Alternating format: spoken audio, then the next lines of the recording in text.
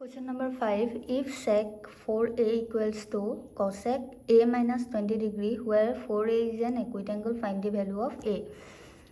তো চোৱা কি কৰিম ফাৰ্ষ্টতে আমাক যোনটো দিয়া আছে হেতু আমি লিখি লওঁ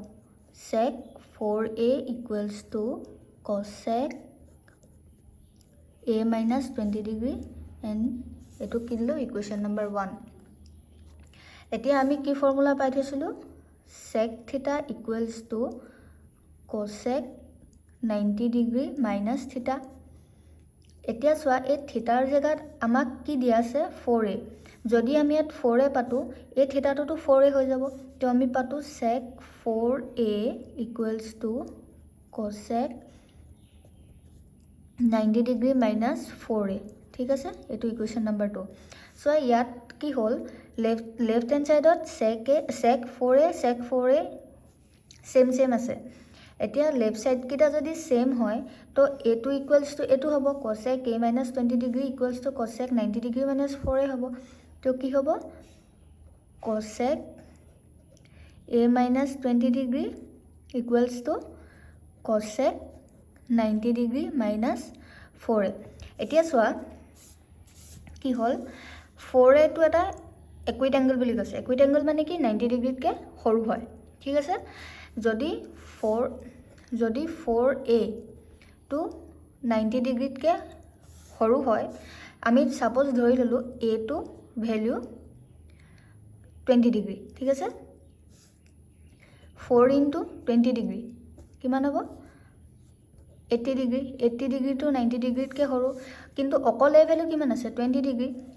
20 degree to 90 degree के हरो जदि 4a to 90 degree के हरो है a to obviously 90 degree के हरो होबो so आमी लिखिम since 4a and a is equid therefore কি লিখিব পাৰিম a minus 20 degree equals to 90 degree minus 4a লিখিব পাৰিম এতিয়া 4a to left side আনিলে কি হ'ব প্লাস হ'ব আৰু এটো right side নিলে প্লাস হ'ব 20 ডিগ্ৰী এটো কিমান হ'ল 5a এটো কিমান হ'ব 10 ডিগ্ৰী a equals to কিমান হ'ব 110 divided by 5 5 2 जा 10 5 2 जा 10 22 ডিগ্ৰী এতিয়া চোৱা a এৰ ভ্যালুটো পালো 22 ডিগ্ৰী 4 a to কিমান হ'ব 4 into 22 degree মানে 88 degree তো 22 degree to 90 degree के সৰু হ'ব 88 degree to 90 degree के সৰু হ'ব তো a to 22 degree হয় বুলি আমি গম পালো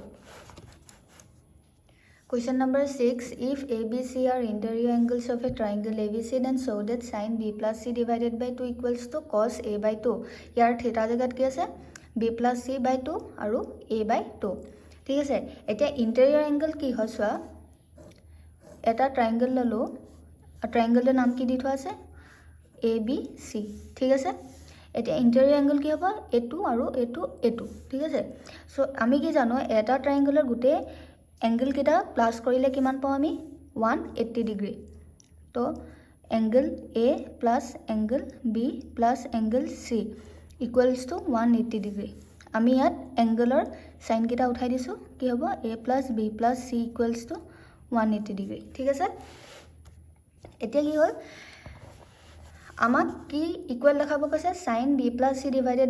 divided by 2 equals to cos a by 2 ঠিক আছে এতিয়া চোৱা ইয়াত কি আছে b plus c লেফট সাইডত আমি লেফট সাইডত অকল b plus c টো ৰাখিব চাম আৰু ৰাইট সাইডত কি আছে a আছে তো আমি ৰাইট সাইডত a ৰখাবলৈ চাম তো এতিয়া আমি কৰিম b plus c a to right সাইডত নিলে কি হ'ব মাইনাস হ'ব 180 ডিগ্ৰী মাইনাস a ঠিক আছে এতিয়া চোৱা লেফট সাইডত কি আছে 2 এটাই ডিভাইড হৈ আছে b plus c ইয়াত a টু কিহে ডিভাইড হৈ আছে 2 এটাই তো আমি কি কৰিম dividing both sides by 2 we get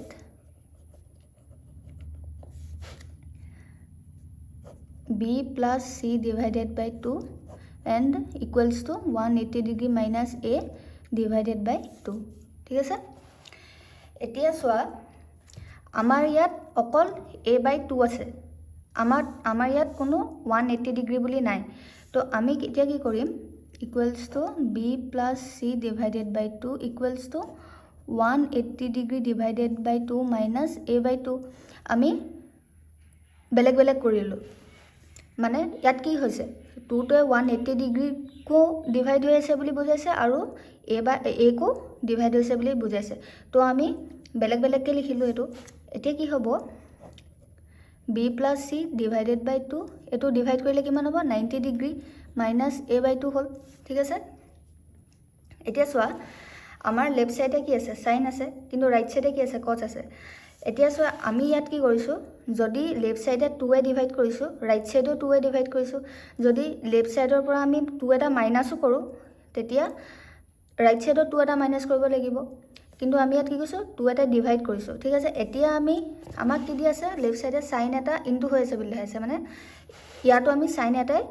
into কৰিব লাগিব লেফট সাইডত কৰাৰ লগে লগে আমি ৰাইট সাইডেও কৰিব লাগিব তো আমি কি হ'ব sin b + c by 2 equals to sin 90 degree minus a/2 হৈ গ'ল এটো এতিয়া ফৰ্মুলাত পৰি গ'ল sin 90 ডিগ্ৰী minus থিটা sin 90 ডিগ্ৰী minus থিটা মানে কি হয় cos থিটা থিটা প্লেছত কি আছে a/2 তো আমি কিমান পালো sin b + c divided by 2 equals to cos a/2 ঠিক আছে এটো প্রুফ হৈ গ'ল number 7 so express sin 67 degree plus cos 75 degree in terms of trigonometric ratios of angles between 0 degree and 45 degree তো আমি sin আৰু cos টো বেলেগ trigonometric ratio লৈ নিব লাগিব আৰু 67 and 75 টো আমি কি কৰিব লাগিব 0 degree and 45 ৰ মাজত ৰাখিব লাগিব তো আমি এটো কেনেদৰে কৰিম 67 plus cos 75 degree equals to sin 90 degree minus 23 degree কৰিলে আমি কিমান পাম 67 পাম plus cos 90 degree minus 15 কৰিলে আমি কিমান পাম 75 degree ঠিক আছে এতিয়া according to the formula কি আছে sin 90 degree minus theta equals to cos theta theta plus 23 degree and plus cos 90 degree minus theta sin theta plus 15 degree ঠিক আছে এতিয়া সো আমাক কি কৈছে 0 ডিগ্ৰী and 45 ডিগ্ৰী মাজত ৰাখিব কৈছে তো 23 টো 0 ডিগ্ৰী and 45 ডিগ্ৰী মাজত আছে 0 ডিগ্ৰী and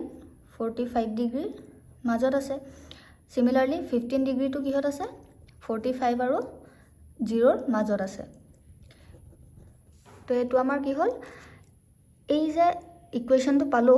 এই ইকুৱেচনটোৰ কাৰণে স্যাটিসফাই কৰিছে বুলি আমি গম পাম Question number 8.1 if sec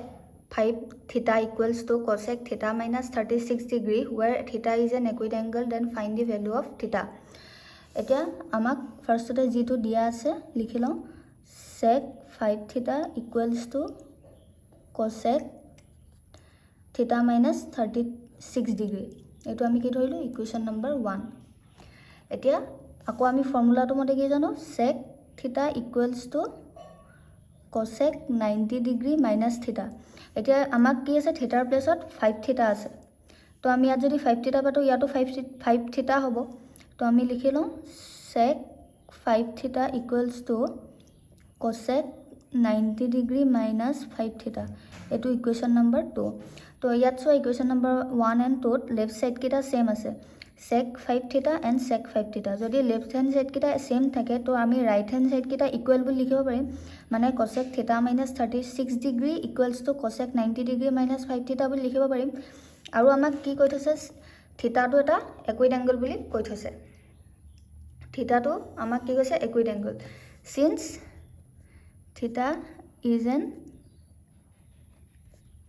equate angle therefore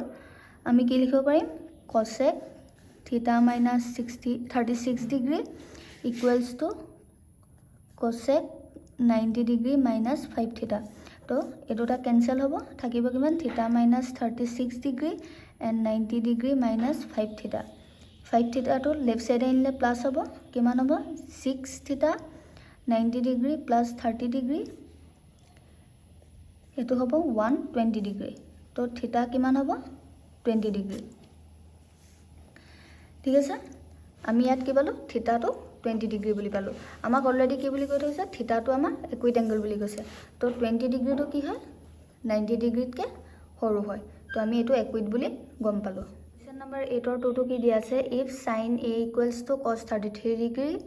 and a is less than 90 degree find the value of a তো আমাক কি দিয়া আছে ফাৰ্ষ্টতে লিখি লও sin a equals to cos 33 degree এটো ইকুৱেশ্চন নম্বৰ 1 দিয়া আছে আৰু আমাক কি কৈছে a টো 90 ডিগ্ৰীতকে সৰু হ'ব লাগিব a টো কিমান কৈছে 90 ডিগ্ৰীতকে সৰু হ'ব লাগিব আমি এক্সাম্পল এটা দিছো সাপোজ a এৰ ভ্যালু ললো 57 ডিগ্ৰী 90 ডিগ্ৰীতকে সৰু হয় এতিয়া চোৱা sin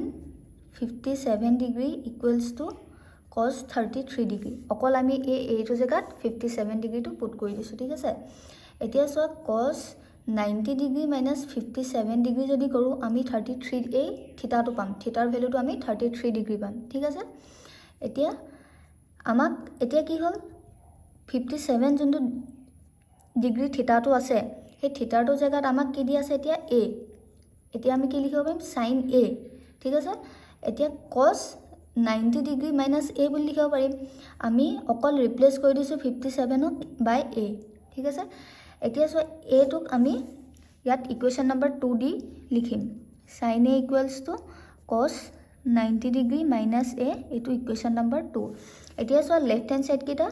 সেম হল তো আমি cos 33 degree equals to cos 90 degree minus a বুলি লিখিব পাৰিম cos 33 degree equals to cos 90 degree minus a লিখিব পাৰো তো এটো ক্যান্সেল হ'ল 33 ডিগ্ৰী 90 ডিগ্ৰী minus a এতিয়া এটো রাইট সাইড লেফট সাইড আনিলে প্লাস হ'ব এটো কিমান হ'ব মাইনাস হ'ব ঠিক আছে এটো কিমান হ'ব 57 ডিগ্ৰী তো সো এতিয়া আমাক এটো কি কৈছিল 90 ডিগ্ৰীতকে সৰু কৈছে মানে ইকুইট এংগল বুলি কৈছে আমি এটো পালো এতিয়া 90 ডিগ্ৰীতকে সৰু তো a to 50 a ভ্যালু 57 যোনটো হৈছে a 57 টো এই ইকুৱেশ্যনটোৰ কাৰণে স্যাটিসফাই কৰিছে বুলি আমি ক'ব পাৰিম আৰু ইয়াৰ ভ্যালুটো যে a হয় হেতু আমি ডাঠি ক'ব পাৰিম